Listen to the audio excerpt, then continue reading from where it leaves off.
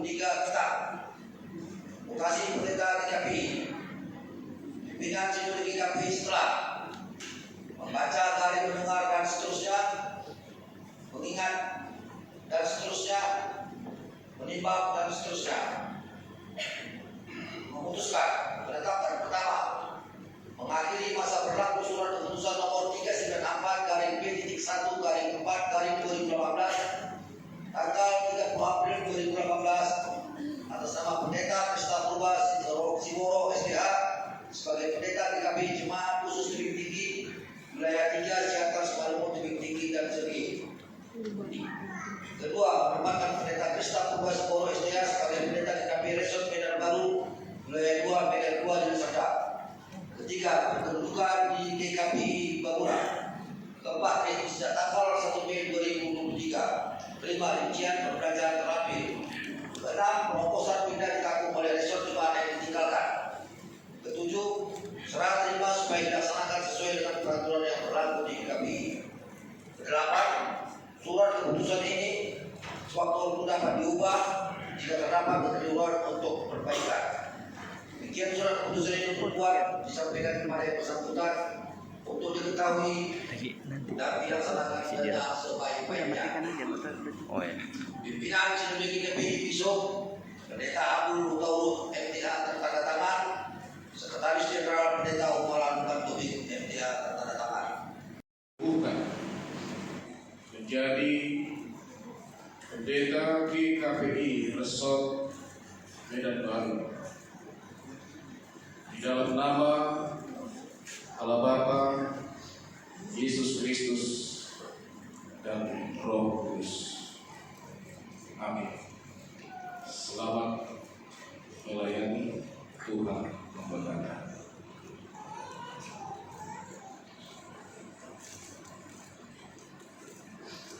Pembacaan berita acara serah terima oleh Korwil GKPI Wilayah 2. Bapak Ibu Pendeta, keluarga supaya menghadap ke altar.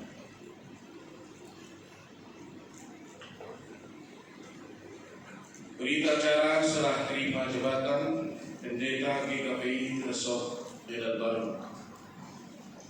Dalam rangka pelaksanaan surat keputusan pimpinan Sinode GKPI nomor 309/P1/Romawi 4/2023 tentang mutasi pendeta GKPI tertanggal 5 April 2023 atas nama Pendeta Kris Toman Sitompu STH MM dari GKPI Resort Medan Baru Wilayah 2 Medan 2 Deli Serdang menjadi Pendeta GKPI Jemaat Khusus Tebing Tinggi Wilayah 3 Siantar Simalungun Tebing Tinggi Serdang Bedake. Dan surat keputusan pimpinan Sinode GKPI nomor 310/P1/Romawi 4/2023 tentang mutasi pendeta GKPI tertanggal 5 April 2023 atas nama Pendeta Krista Purba Siboro STH dari GKPI Jemaat Khusus Tebing Tinggi Wilayah 3 Siantar Simalungun Tebing Tinggi Serdang Bedage menjadi Pendeta GKPI Resort Medan Baru Wilayah 2 Medan 2 Deli Serdang. Maka pada hari ini Minggu tanggal 9 Juli 2023 bertempat di GKPI Jemaat Babura, Pendeta Kris Toman Sitompu STH MM selanjutnya disebut pihak pertama, dan Pendeta Krista Purba Siboro STH selanjutnya disebut pihak kedua, melaksanakan serah terima jabatan Pendeta GKPI Resort Medan Baru sebagai berikut. Pihak pertama menyerahkan kepada pihak kedua dan pihak kedua menerima dari pihak pertama. 1. Jabatan Pendeta GKPI Resort Medan Baru. 2. Program kerja dan nota keuangan GKPI Resort Medan Baru. 3. Stempel GKPI Resort Medan Baru. Serah terima ini dipimpin oleh Korwil GKPI Wilayah 2 Medan 2 Deli Serdang, Pendeta Ardi M. Silalahi, disaksikan oleh Majelis GKPI Resort Medan Baru dan warga jemaat GKPI Jemaat Babura, GKPI Jemaat Babura 2 dan GKPI Jemaat Immanuel Sukamaju Indah. Demikian berita acara serah terima jabatan ini diperbuat dan ditandatangani oleh pihak-pihak terkait pada tanggal tersebut di atas. Yang pertama, Pendeta Kristoman Sidoguk STH MM. Yang kedua, Pendeta Krista Purba Sigoro STH. Disaksikan oleh Pengurus Harian Resort GKPI Resort Medan Baru, Sekretaris Resort Penatua Hendrik P. Dingo MSc, Bendahara Resort Dr. Duma Guru Siahaan, Korwil GKPI Wilayah 2 Medan 2 Deli Serdang, Pendeta Ardi M. Silalahi. Salinan berita acara serah terima jabatan ini diberikan kepada pertama, Pimpinan Sinode GKPI, Ketua PPRP GKPI, Pendeta GKPI Wilayah 2 Medan 2 Deli Serdang, Pengurus Harian Resort Majelis GKPI Resort Medan Baru, dan terakhir bertanggal. Demikian berita acara serah terima jabatan ini kami bacakan. Untuk selanjutnya ditanda-tangan. Seperti yang baru saja berlangsung, serah terima pendeta di GKPI Resort Medan Baru, bahwa melalui para pelayannya, jemaat tetap merasakan sentuhan pelayan kasih Tuhan. Oleh karena itu, acara serah terima ini adalah hal yang lazim dan selama kami melayani lebih kurang 7 tahun, Ibu Bapak sekalian, hanya satu inti dari semua pelayanan kami. Saya mengikuti dan mengutip apa yang ditulis oleh Rasul Paulus. Saya mengambil ini karena gereja adalah dasar gereja adalah darah para nabi dan para rasul.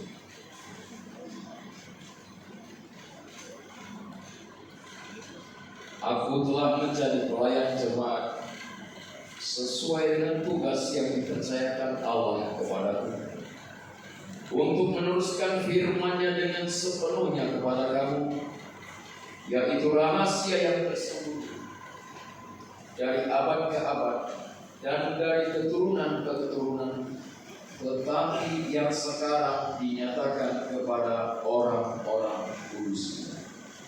Itulah yang kami lakukan dan kami selenggarakan dalam setiap aspek pelayanan selama di GKPI Resort Medan Baru.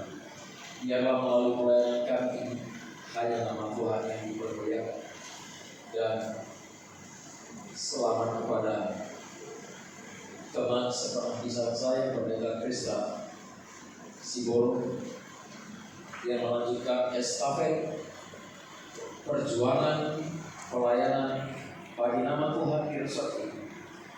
Biarlah hanya nama Tuhan yang dipermuliakan dan kita boleh hidup nantinya di kota suci yang telah Dia siapkan bagi kita. Segala kekurangan dan kelebihan kita tinggalkan itu hanya tertuju kepada kemuliaan nama Tuhan.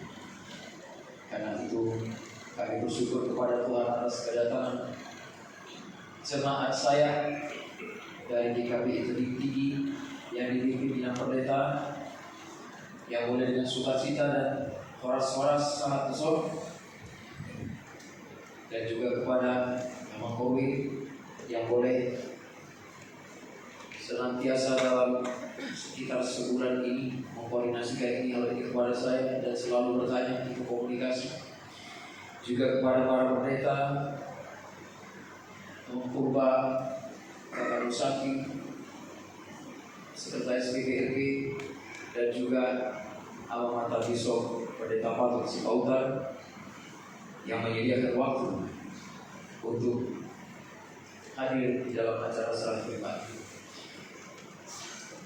Biarlah nama Tuhan ini dipermuliakan dan pelayanan kami ini adalah untuk pemberitaan firman. Untuk selanjutnya kata sambutan mungkin nanti akan bisa kita lakukan selebihnya di acara bisa sambut. Di ujungnya hatani Nabi Sukma balita mapagan itu modal simbagwa arita lunagani molo kita molo hulia molo resto tujuh luar marsio luar di bagasan luar Tuhan. Biarlah semuanya itu hanya untuk nama Tuhan. Amin. Sekian dan terima kasih dari kami Pendeta GKP Resort Medan Baru yang lama. Terima kasih. Sungguhnya akan hukum Allah ini. Saya percaya Ibu Bapak Saudara, tadi pagi ketika Bapak Ibu berkemas-kemas mau ke gereja, semuanya pada menghadap cermin. Yakin kan Ibu?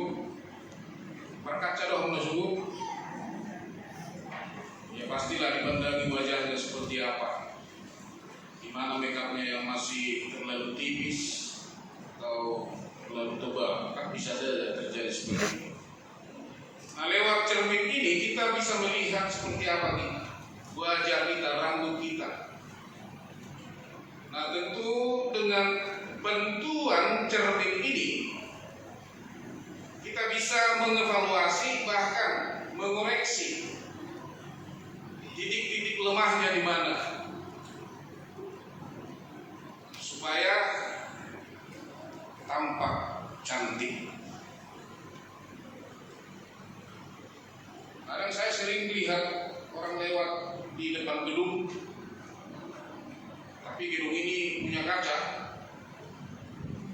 biasanya pasti dilihat di situ, ya kan? Mungkin dia rindu akan dirinya, kan begitu dilihatnya. Nah, gambaran ini Ibu Bapak, gambaran inilah untuk menjelaskan hukum Taurat itu kepada kita. Karena jelas hukum Taurat tidak menyelamatkan. Hukum Taurat tidak menyelamatkan.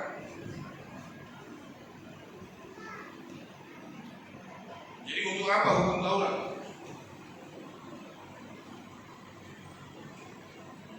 Itulah tadi Ibu Bapak, dengan adanya hukum Taurat, saya tahu di mana letak kelemahan kekurangan saya.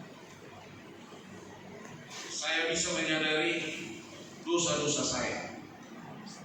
Makanya di salah satu hukum Taurat itu dikatakan, jangan mencuri, jangan berdusta. Sebelum ada hukum Taurat, saya tidak tahu bahwa saya berdusta, bahwa saya mencuri, bahwa itu dosa. Saya tidak sadar itu. Maka dengan adanya hukum Taurat, saya diperhadapkan kepada kelemahan-kelemahan, kekurangan-kekurangan. Jadi hukum Taurat itu menyadarkan pertama-tama siapa kita.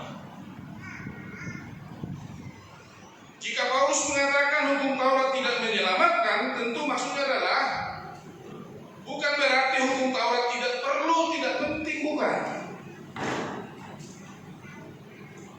Tapi hukum Taurat ini adalah sebuah pengantar, menghantar kita kepada Kristus, menjembatani kita kepada Kristus.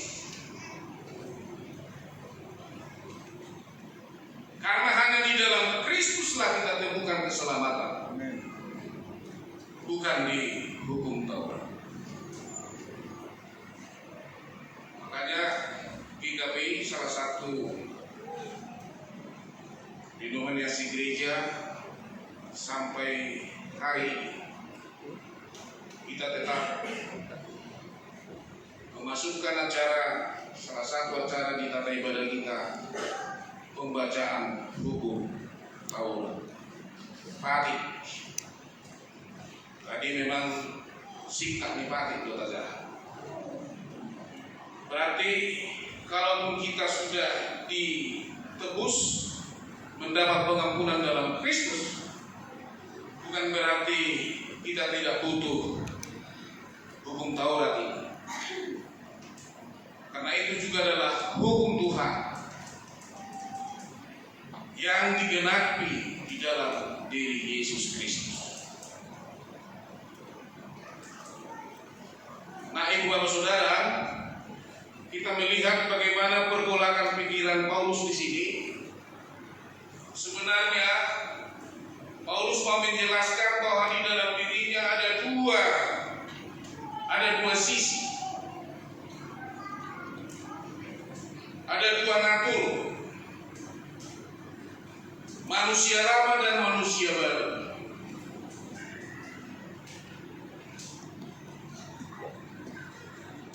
Jadi manusia lama ini adalah manusia kedagingan maksudnya. Hidupnya didominasi oleh kedagingan. Kedagingan identik dengan dosa, kejahatan. Itulah manusia lama. Manusia baru, manusia rohani, adalah manusia yang sudah percaya dan mengimani keselamatan dari Tuhan. Kami ke dalam pencobaan, tetapi lepaskanlah kami dari yang jahat.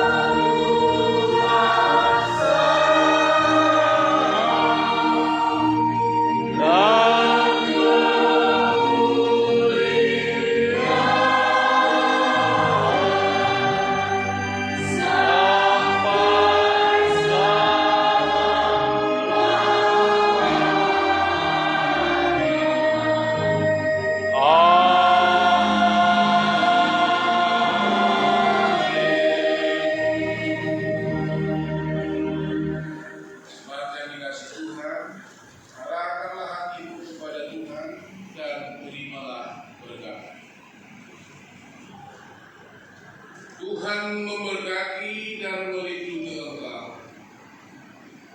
Tuhan menyinari engkau dengan wajahnya dan memberimu kasih karunia.